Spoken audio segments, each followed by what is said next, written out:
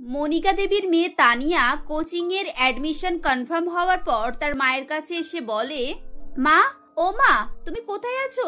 দেখো, sunrise coaching এ আমার admission হয়ে গেছে। এবার আমি বড় বড় সরকারি চাকরি পরীক্ষা দেব, আর 1 বছরের মধ্যেই ভালো একটা চাকরি পেয়ে যাব। কোনো প্রয়োজন নেই এসব চাকরি বাকরি করার। আমি তোমার জন্য একটা ভালো সম্বন্ধ দেখেছি। উপরওয়ালার কাছে প্রার্থনা করো যেন ওখানে কথাবার্তা ফাইনাল হয়ে যায়। আরে বাবা, সম্বন্ধ দেখছো বলে কি আর পড়াশোনা করতে পারবে না? মেয়েদের বিয়ের জন্য এরকম 101টা সম্বন্ধ আসে। বিয়ে ঠিক হতে হতে বছর 1.5 লেগে যাবে, ততদিনও পড়াশোনা করুক না, ক্ষতি কি? দেখো, আমার মেয়ে কোনো দোকানের শোপিস না যে ওকে বারবার আমি কোনো পাত্রের কাছে নিয়ে যাব আর দেখাবো। কিন্তু বাবা, তুমি তো সেরকমই করছো। আমার মতামত না নিয়েই তো আমার বিয়ে ঠিক করে ফেলছো। আমি তো সবে পড়াশোনাটা শেষ করেছি, এখন কত বড় বড় স্বপ্ন রয়েছে আমার, সেগুলো তো পূরণ করব। তোমরা তো আমাকে স্বপ্ন দেখতেই দিচ্ছ না। দেখো মা, আমি যা করছি তোমার ভালোর জন্যই করছি। আর তুমি শোনো, গত মাসে বড় মন্দিরে পুজো দেওয়ার সময় পিয়া দেবীকে দেখেছিলাম, মনে আছে? প্রিয়া দেবী মানে ওই বড় গাড়ি থেকে যিনি নামলেন তিনি তো? হ্যাঁ, উনি কত গয়না পড়েছিলেন মনে আছে? রেল প্ল্যাটফর্মের দাঁড়ে 30 লাখ টাকার জমি আছে, 30 লাখ টাকার বাড়ি আছে, গাড়ি ব্যবসা সবই নিজেরাই তো আগিয়েছে আমাদের মেয়েকে বউ করতে চেয়েছে। আর তুমি কিনা আপত্তি জানাচ্ছ? এবার ভেবে দেখেছো আমাদের মেয়ে কত সুখে থাকবে? আর ওসব সুখ স্বাচ্ছন্দ্য ছেড়ে তোমার মেয়ে চাকরি খোঁজ করছে, আর তুমিও কিনা তার সাথ দিচ্ছ।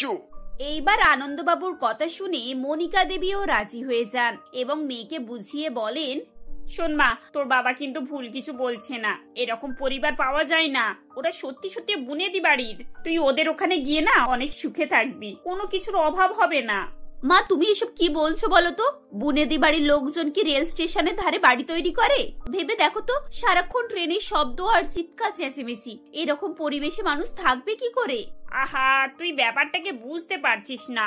রেল স্টেশনের সামনে বাড়ি হলে কত সুবিধা জানিস? চারিদিকে জমজমাটে, তোর না একটুও বিরক্ত লাগবে না। আর সব থেকে বড় কথা হলো, তোর যখনই আমাকে দেখতে ইচ্ছে করবে, তুই কারোর ভরসা ছাড়াই ট্রেনে উঠে টুক করে আমার কাছে চলে আসতে পারবি। যাওয়া আসার তো কোনো সমস্যাই নয়। এভাবেই একের পর এক নানান ধরনের উদাহরণ দিয়ে মনিকা দেবী তার মেয়েকে বিয়ের জন্য রাজি করাতে থাকেন। প্রথম প্রথম অস্বীকার করলেও শেষের দিকে তানিয়া বিয়েতে রাজি হয়ে যায়। তানিয়ার হবু শ্বশুর মশাই মৃদুল বাবু নতুন হবু বৌমাকে আশীর্বাদ দিতে 20 ভরি সোনা দেন। এইসব দেখে সবাই খুবই প্রশংসা করে। তানিয়ারও খুব ভালো লাগে। যা খরচ হয় সব ছেলে পক্ষর। বিয়ের সময় প্রচুর লোকজন সেখানে গিয়ে হাজির হয়। ধুমধাম করে বিয়ে হয়ে যায় এবং তানিয়া রেল স্টেশনের পাশে তার শ্বশুর বাড়িতে এসে ওঠে। পরের দিন সকালে তানিয়া সবার জন্য চা করছিল। এমন সময় শাশুড়ি বলে, বৌমা, তুমি চা করতে বসিয়েছো? শোনো না, 4 কাপ চা বেশি করে করো। তোমার বাবার কয়েকজন বন্ধু এসেছেন, ওনারাও চা খাবেন। তানিয়া সবার জন্য চা করে এবং টেবিলের উপরে সাজিয়ে রাখে। কিছুক্ষণের মধ্যেই একটি এক্সপ্রেস ট্রেন যায় এবং চায়ের কাপগুলো নড়তে থাকে। এই দেখে তানিয়া ভয় পেয়ে যায় আর বলে, আরে আরে, ভালো করে কাপগুলো ধরো, যা যা যা, পড়ে গেল। তানিয়ার চিৎকার চেঁচামেচি শুনে সবাই হেসে ফেলে। আরে বাবা বৌমা, তুমি এত ভয় পাচ্ছ কেন? এসব কিছুই হবে না। সারাদিন এখান থেকে 50 খানা ট্রেন এইভাবে যায়। প্রথম প্রথম বলে একটু সমস্যা হচ্ছে, কয়েকদিন থাকো, সব অভ্যাস হয়ে যাবে। কি, সারাদিনে 50টা ট্রেন যায়? একটা ট্রেন গিয়ে তোমার হাত পা ঠান্ডা করে দিয়েছে। 50টা গেলে তো আমি মরেই যাব। খানিকক্ষণ পর বাজারে হই হট্টগোল শুরু হয় এবং তানিয়া বলে, মা, বাইরে কিসের চিৎকার চেঁচামেচি হচ্ছে? কোনো ঝামেলা লেগে যায়নি তো? কোনো ঝামেলা লাগেনি, আসলে এটা বাজারের সময় তো, এই সময় রোজ একটু হই হট্টগোল হয়, তুমি ভয় পেও না। বাপরে বাপ, এটা মানুষের বাড়ি নাকি কুরুক্ষেত্র? একদিকে ট্রেনের শব্দ, অন্যদিকে বাজারের হট্টগোল, কান পাতা তো দায় হয়ে যাচ্ছে। যাই হোক, আমাকে এবার রান্না বান্না করতে হবে। দেখি ফ্রিজে কি আছে। তানিয়া ফ্রিজ খুলে দাঁড়ায়, কিন্তু সেখানে সেরকম কিছুই ছিল না। সে তার শাশুড়িকে জিজ্ঞাসা করতে গেলে শাশুড়ি মা বলে, বৌমা, আমরা তো খাবার দাবার আগে থেকে কিনে রাখি না, সামনে বাজার বলে যখন যা প্রয়োজন হয় কিনে সঙ্গে সঙ্গে টাটকা রান্না করি আর খাই। কিন্তু মা, এখন বাড়িতে তো কেউ নেই। বাবা আর আপনার ছেলে তো সবেমাত্র বেরিয়ে গেল। এখন কে বাজারে যাবে আর সবজি কিনে নিয়ে আসবে? বৌমা, তুমি কি ভেবেছো আমাদেরকে বহু দূরে বাজারে যেতে হবে? দাঁড়াও, তোমাকে একটা জিনিস দেখাচ্ছি।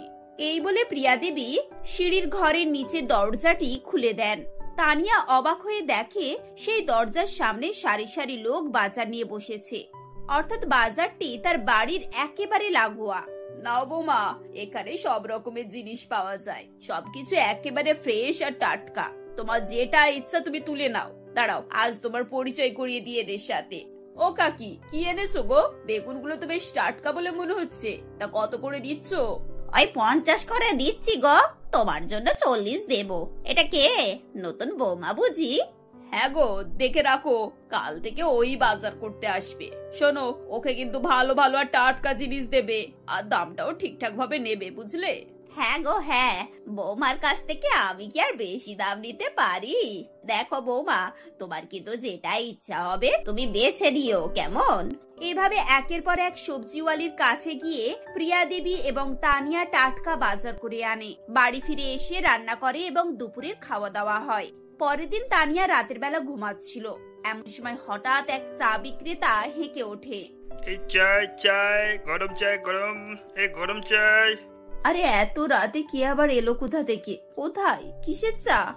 ওফো, আরে বাবা, ওটা হলো রতনদা। রাত্রে ট্রেন আছে না, সেই জন্য চা নিয়ে বেরিয়েছে। তুমি ঘুমিয়ে পড়ো।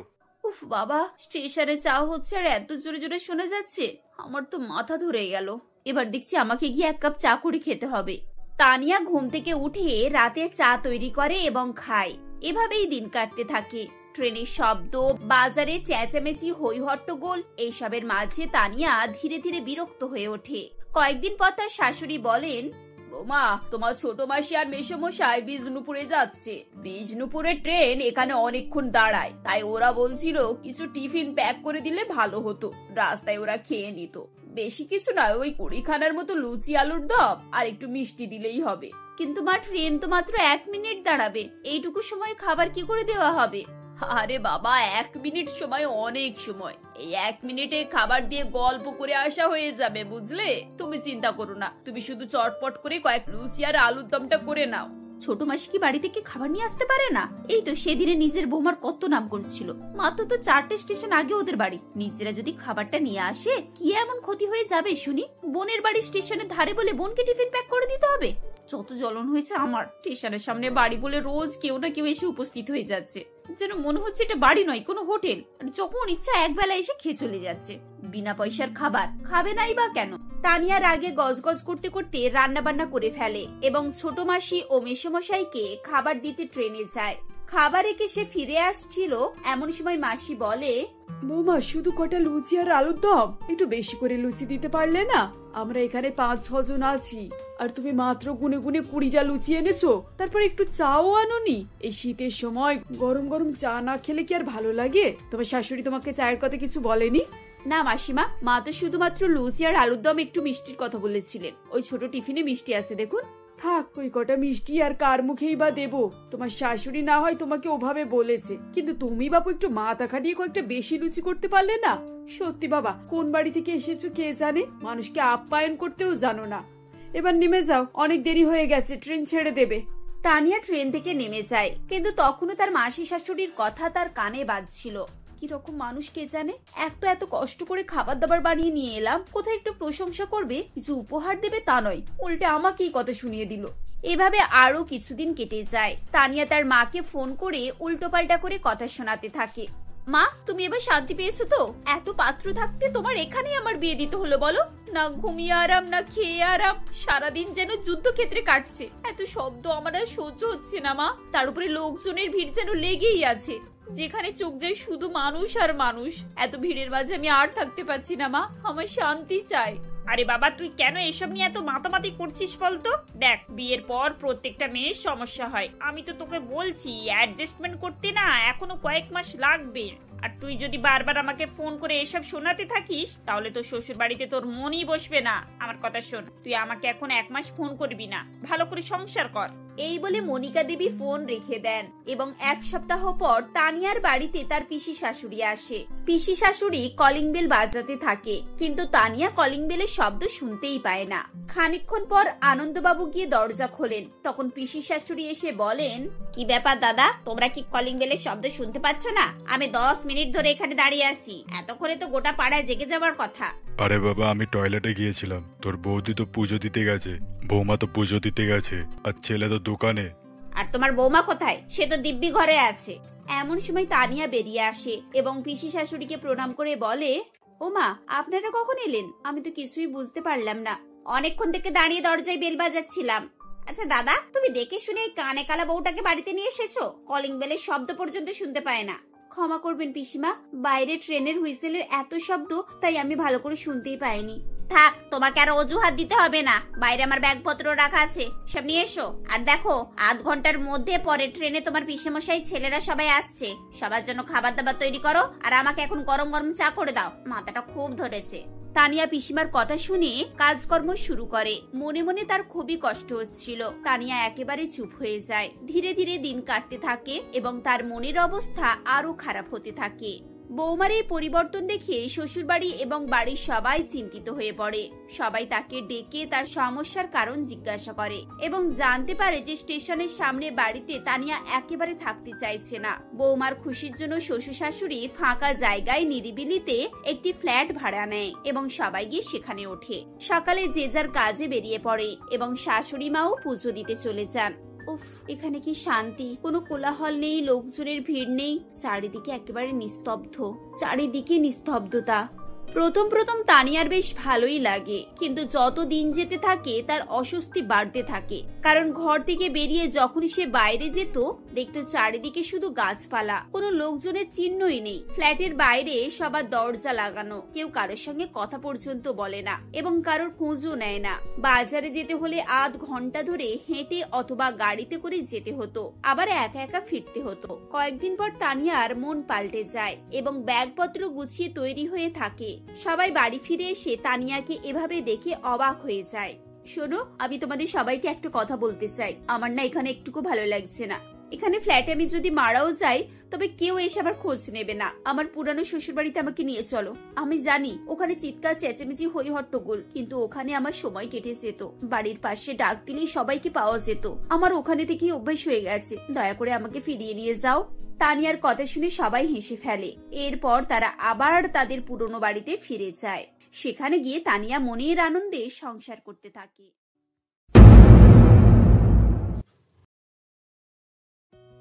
দেবলীনা দেবী তার 4 মেয়ে শ্রেয়া, রিয়া, জুলি, তিথি ও এক ছেলে মোহিতের সঙ্গে ইচ্ছাপুরে বাস করত।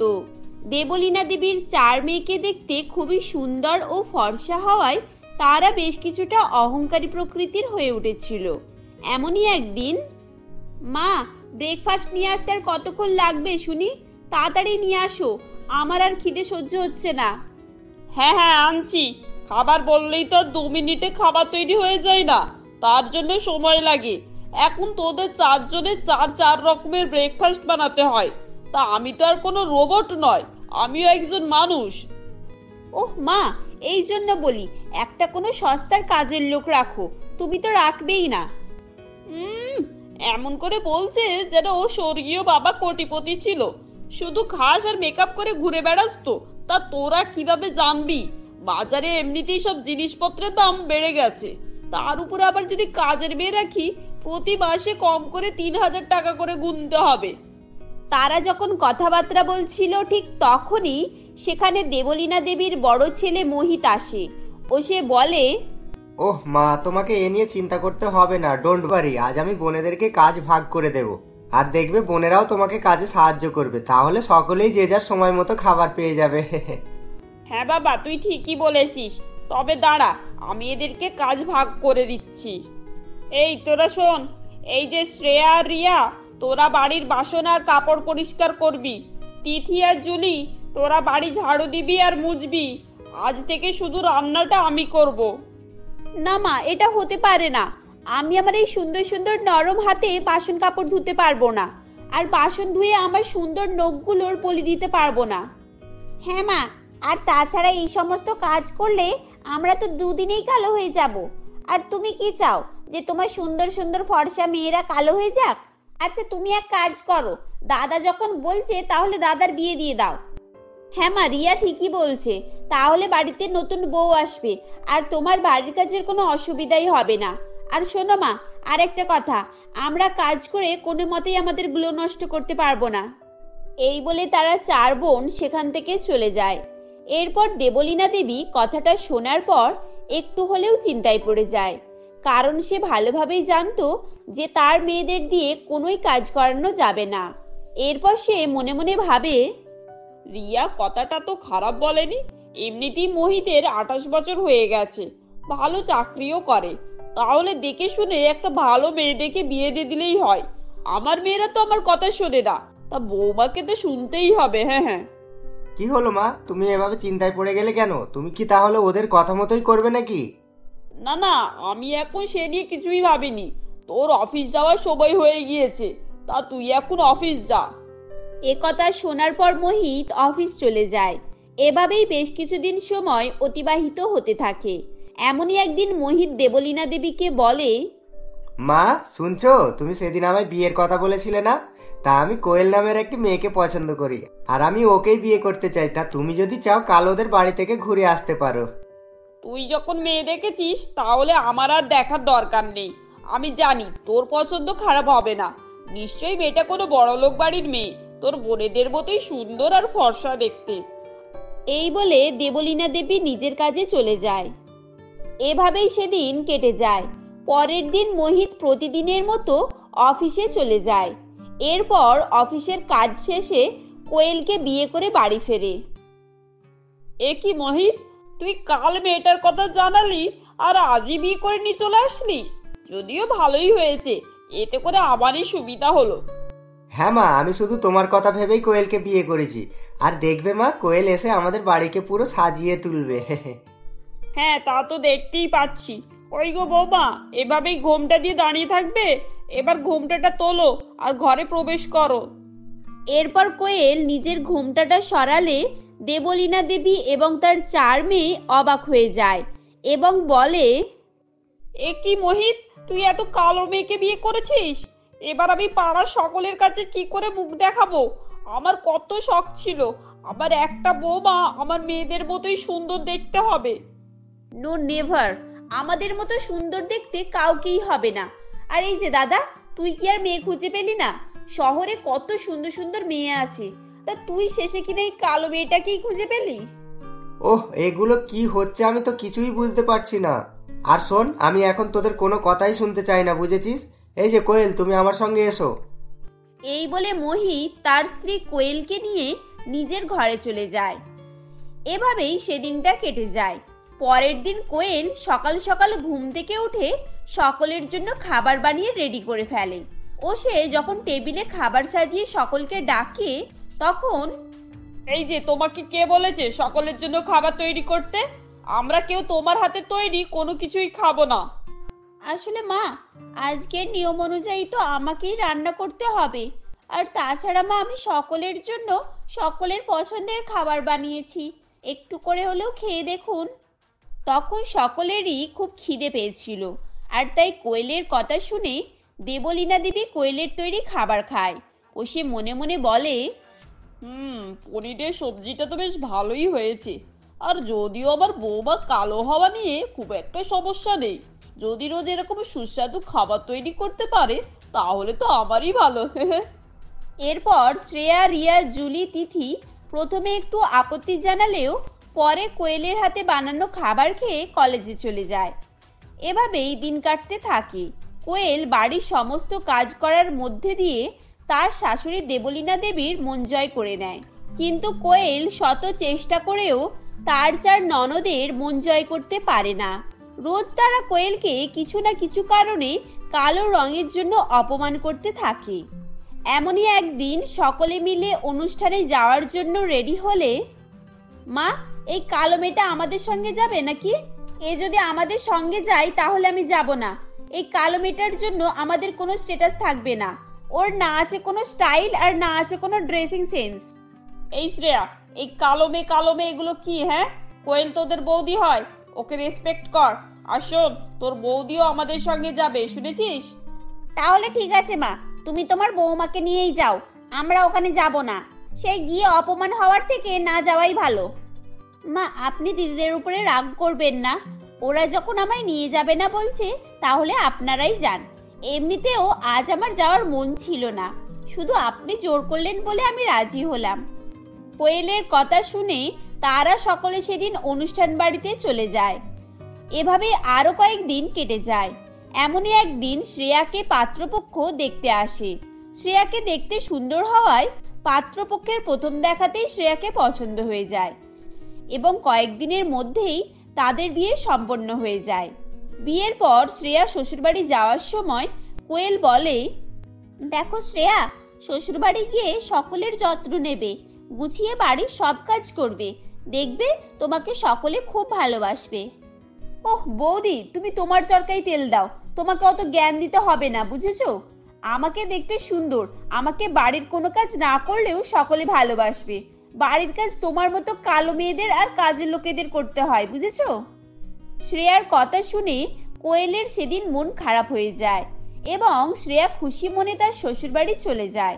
শ্রেয়ার বিয়ের পরও কোয়েলের শান্তি ছিল না, কারণ তাকে এখনো বাকি 3 ফর্সা ননদের অপমান সহ্য করতে হতো। এভাবেই আরো কয়েক মাস কেটে যায়।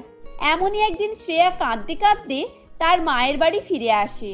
তখন, কি রে, তুই যে আসবি আমায় একবারও ফোন করে বললি না তো? জামাই কোথায়? আরে কি তুই কাঁদছিস কেন? কোনো সমস্যা হয়েছে? দেবলীনা দেবীর কথা শুনে শ্রেয়া আরো জোরে জোরে কেঁদে ফেলে ও সে কাঁদতে কাঁদতে বলে, মা আমি চলে আসিনি, আমায় তাড়িয়ে দিয়েছে। আমি বাড়ির কিছু কাজ করতে পারি না বলে আমার শাশুড়ি বাবাই তাড়িয়ে দিয়েছে আর বলেছে যতদিন না কোনো কাজ শিখি ততদিন না ওই বাড়িতে যাই। এই তুই কাঁদিস না, চল আমরা তোর সঙ্গে যাব আর গিয়ে ওদের ব্যবস্থা করব। আচ্ছা মা, তুমিই বলো, বিয়ের সময় সবাই দেখতে সুন্দর খুঁজবে আর বাড়িতে নিয়ে গিয়ে কাজ করতে বলবে। এখন যদি ওদের কাজের লোকেরই প্রয়োজন ছিল তাহলে তো কোনো কালো দেখতে মেয়েকেই বিয়ে করতে পারতো না। তোমরা এটা ভুল ভাবছো। শ্রেয়া, আমি তোমাকে তখনই বলেছিলাম, দেখো আমরা দেখতে কেমন হব এটা সম্পূর্ণ ঈশ্বরের ইচ্ছা। মানুষ দেখতে যেমনই হোক সেটা কোনো ম্যাটার করে না, আসল হচ্ছে মানুষের ব্যবহার। হ্যাঁ রে মা, তোর বৌদি ঠিকই বলেছে। ঈশ্বর ভালো খারাপ সমস্ত কিছু মিশিয়েই এই পৃথিবীকে বানিয়েছেন। তোরাই বল, যদি দুঃখটা থাকতো তাহলে কি আমরা সুখের অনুভব করতে পারতাম? আর যদি আলো না থাকতো আমরা কি অন্ধকার বুঝতে পারতাম? ঠিক তেমনই, যদি আমাদের মধ্যে কালো মানুষ না থাকতো তাহলে কি ফর্সাটা কি সেটা কি আমরা বুঝতে পারতাম? কোয়েল ও দেবলীনা দেবীর কথা শুনে তারা 4 বোন তাদের ভুল বুঝতে পারে এবং তারা তখন তাদের কৃতকর্মের জন্য কোয়েলের কাছে ক্ষমা চাইতে থাকে। এটা শুনে ও তারা যে নিজেদের ভুল বুঝতে পেরেছে দেখে কোয়েলও খুশি হয়ে যায়। এরপর শ্রেয়া তার শ্বশুরবাড়ি চলে যায় ও সে মন দিয়ে বাড়ির কাজ করতে থাকে, যার ফলে তারাও খুব খুশি হয়ে যায়। আর এভাবেই তারা সকলে মিলে হাসি খুশি সুখে শান্তিতে বসবাস করতে থাকে।